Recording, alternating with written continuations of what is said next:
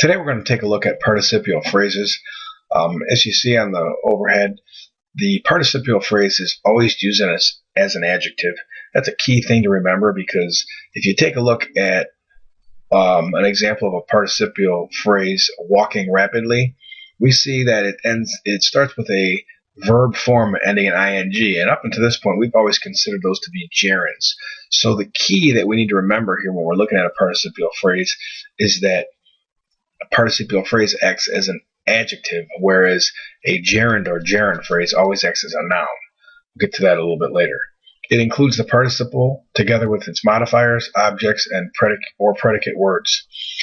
The present participle form always ends in ing, but the endings for past perfect and passive perfect participles may vary, and there's some examples below. Walking rapidly, that's present. Walking rapidly, we reached the town. How did we reach the town? By walking rapidly. So it's describing us or we, so that would be a participial phrase. Here's an example of the passive perfect where the form could be different, and in this case it's the annoyed past tense.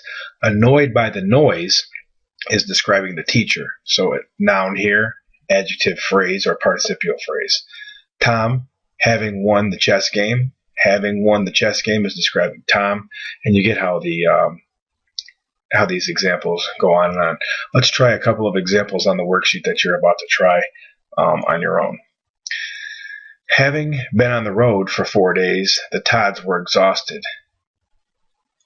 Having been on the road for 4 days is the participial phrase, and it's describing the Todds. So that's why it's an adjective.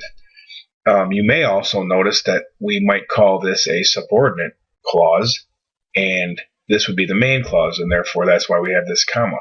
So you can see these rules that we've studied in the past are coming into play. If we were to reverse these, we would say the Todds were exhausted, having been on the road for 4 days. We wouldn't need this comma because of the rule. We know if the main clause comes first, we no longer need the comma to connect a subordinate, or in this case, participial phrase. That hymn,